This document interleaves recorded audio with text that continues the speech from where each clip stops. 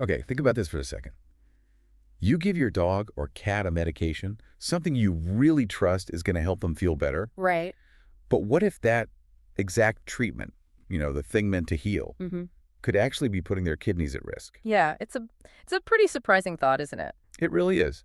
And that's the crucial area we're diving into today. Absolutely. And look, this isn't about making anyone anxious. It's really about giving you the knowledge you need. Exactly. We're exploring drug-induced kidney injury, sometimes called nephrotoxicity, specifically in dogs and cats.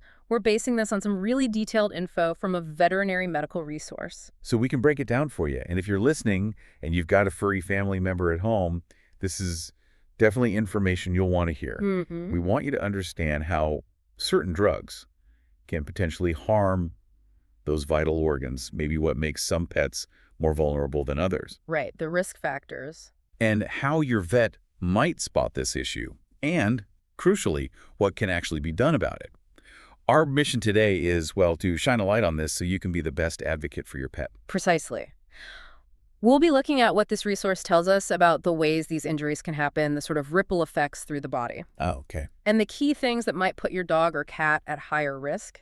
It's really about connecting the dots so you have a much clearer picture. Okay, sounds good. Let's get right to it then. In simple terms, what exactly is drug-induced kidney injury, this nephrotoxicity thing? Well, at its core, it's basically damage to the kidneys that happens because of medications. Okay. And that could be drugs used for diagnosis or drugs used to treat some other health problem entirely. Mm. Our source points out that a lot of drugs can potentially cause kidney problems because, well, the kidneys are the organs mainly responsible for filtering those drugs out of the body.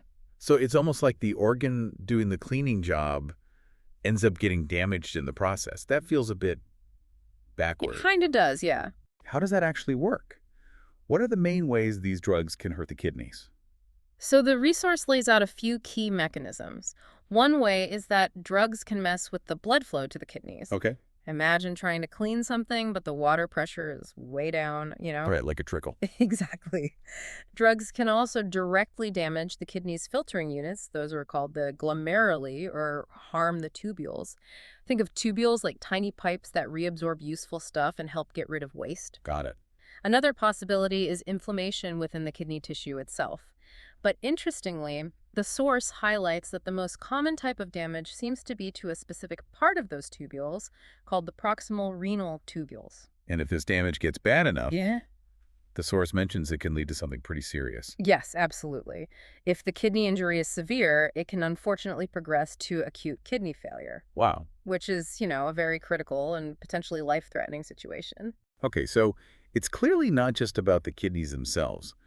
What other kinds of signs might we see in our pets? Things that could suggest their kidneys are being affected by a medication. That's a really important point, because the effects can ripple outwards. The source details quite a range of things beyond just the urinary system. Like what? Well, you might see gastrointestinal issues, maybe they lose their appetite or start vomiting, have diarrhea, sometimes even dark tarry stools, which could mean irritation or ulcers in the gut. Oh, And because kidneys play a big role in balancing the body's chemistry, you can see metabolic problems like metabolic acidosis. okay. The blood and immune systems can get involved too, maybe leading to anemia or making them more susceptible to infections. Mhm. You might also just notice your pet seems really tired, lethargic, maybe depressed, or even muscle weakness. Right. And in some cases, you might see them breathing faster as their body tries to compensate for all these internal changes. Yeah, that's a really wide range of possible signs. Yeah. So who's most at risk then? Can this happen to any pet, or are some just more vulnerable? The resource is pretty clear here. It can definitely affect both dogs and cats. Okay.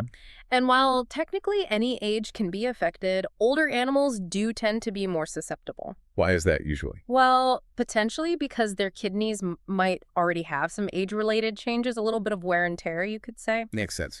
The source doesn't specifically mention any breeds being more prone, but it does list several key risk factors. Okay, like what? Dehydration is a really big one. Right. Being older, like we said. Having pre-existing kidney disease, even if it sounds stable or inactive before. Okay. Anything that reduces blood flow to the kidneys is a problem. So that could be dehydration again, maybe from being sick, or low heart output. Even certain drugs like NSAIDs can constrict the kidney blood vessels. Like pinching that hose again. Exactly. Also, imbalances in electrolytes, things like low potassium or low sodium fever, and sepsis, which is a serious body-wide infection. Okay. And finally, using certain combinations of drugs together, that can definitely amplify the risk. You mentioned drug combinations and also those NSAIDs. Are there other specific types of medications that are sort of known culprits for being harder on the kidneys? Yes, the source lists several categories. Among antibiotics, a group called aminoglycosides that includes drugs like gentamicin, amikacin, neomycin, kanamycin, streptomycin.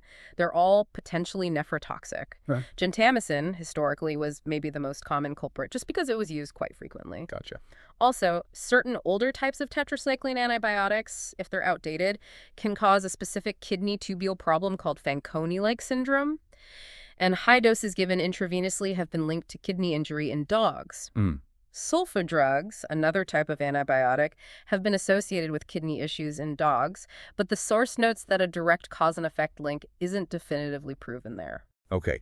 What about drugs for other kinds of conditions, not just infections? Sure. For antifungal drugs, amphotericin B is mentioned as a risk. Right. With chemotherapy drugs, cisplatin is highlighted as a, well, clinically important cause in dogs. Okay. Doxorubicin, another chemo drug, is a possible cause in cats, but it seems less documented according to this source. And the NSAIDs you mentioned earlier. Yes. NSAIDs non-steroidal anti-inflammatories. That includes common ones like aspirin, ibuprofen, naproxen, but also veterinary ones like carprofen, meloxicam, flunixin, meglumin. Right. Things many pets might get for arthritis or pain. Exactly. And the risk with these really increases in animals that already have kidney disease or if they're dehydrated or have low blood volume for any reason. That seems like a critical point for owners to know. It really is. Then there are ACE inhibitors drugs like enalapril or benacepril, often used for heart conditions or high blood pressure. They can also pose a risk, especially if the animal has low sodium, is dehydrated, or has congestive heart failure. And one more, radiographic contrast agents. You know, the dyes used sometimes for special x-rays, Oh, yeah. particularly the older ionic types given intravenously. They can be risky in animals that are dehydrated or have low blood pressure, like maybe if they're under anesthesia. Wow. Okay. That's quite a list. So as a pet owner, what are some of the actual signs I might see at home? Things that can make me think, maybe my pet's kidneys are struggling because of this medication. Yeah, what to look out for. The source points to a few key things you might notice. Maybe your pet starts drinking a lot more water and urinating much more often. Okay, the classic PUP. Right, polydipsia and polyuria. Though sometimes it can actually be the opposite. They might urinate less, which is called oliguria. That's also a concern. Got it. Also, just seeming off decreased appetite, acting depressed or lethargic, vomiting and diarrhea are also on that list. And things a vet might pick up on. Yeah, during an exam, they might find signs of dehydration, maybe ulcers in the mouth, or even that specific bad breath smell, uremic halitosis that can happen with kidney problems. And I guess how recently they started a new medication is a really big clue, right? Oh, absolutely. The resource really stresses that. A recent history thing, like within the last couple of weeks, of using a drug known to be potentially tough on the kidneys. That's a key piece of the puzzle. Okay. But, and this is important, sometimes the kidney damage can actually show up days after the drug has been stopped. Oh, really? Yes, particularly with some drugs like those aminoglycoside antibiotics we talked about earlier. Good to know. And another thing, don't forget accidental ingestion. Ah, yes. Especially with those yummy chewable meds, maybe prescribed for that pet or maybe for another pet in the house. Right, the dog eats the cat's pills or something. Exactly. Which is why it's just so important to tell your vet about every single thing your pet is taking. Yeah. That includes over-the-counter human drugs like aspirin or ibuprofen that someone might give without thinking. Yeah, absolutely critical to give the full picture. So if a vet does suspect drug-induced kidney injury, what kind of tests are involved? What's the process like for figuring this out? Well, the source explains that in the very early stages, the initial blood tests might actually look normal. Oh, okay. So it's not always obvious right away on blood work. Not always. But as the kidney damage progresses, blood tests the biochemistry panel will likely start showing changes. Things like increased waste products, what vets call azotemia, Right. and maybe high phosphate levels or imbalances in their body's acid-base levels. Okay. Urinalysis is also really, really important here. What would they look for in the urine? Things like, is the urine dilute when it should be concentrated? Is there protein in it? Is there glucose in it, even if their blood sugar is normal? Hmm. And especially looking for casts, these are little microscopic structures formed in the kidney tubules. The source notes that seeing casts can sometimes be one of the very earliest signs of trouble. Ah, okay. Like a little warning flag. Exactly. And then in some more complex or unclear cases, they might need to do a kidney biopsy. Taking a small sample. Right, taking a tiny piece of kidney tissue to look at under the microscope. That can really help figure out the exact cause of the injury and also give a better idea about the potential for recovery. Okay, that makes sense. So we understand a bit more now about how it happens, who's at risk, how it might be diagnosed. What are the key things for us as pet owners to know about what can actually be done if our pet develops this? Right, the management. According to the resource, often the first step, especially if they have developed acute kidney failure, is hospitalization. Okay, inpatient care. Yeah. For less severe cases, maybe where the waste products aren't super high, they might potentially be managed as an outpatient at home. But a really crucial part of treatment, almost always, is fluid therapy. Giving 4V fluids. Yes, intravenous fluids usually. It's vital for correcting dehydration and helping to support kidney function, sort of flush things through. Vets will calculate exactly how much they need. Right. And of course, they'll be very careful to stop the suspected drug, if possible, and avoid using other drug combinations that could make things worse. Like the example you gave earlier. Exactly, like avoiding a diuretic like furosemide if the damage is thought to be from an aminoglycoside antibiotic. And whenever possible, they'll try to switch to alternative medications that are known to be safer for the kidneys. Okay.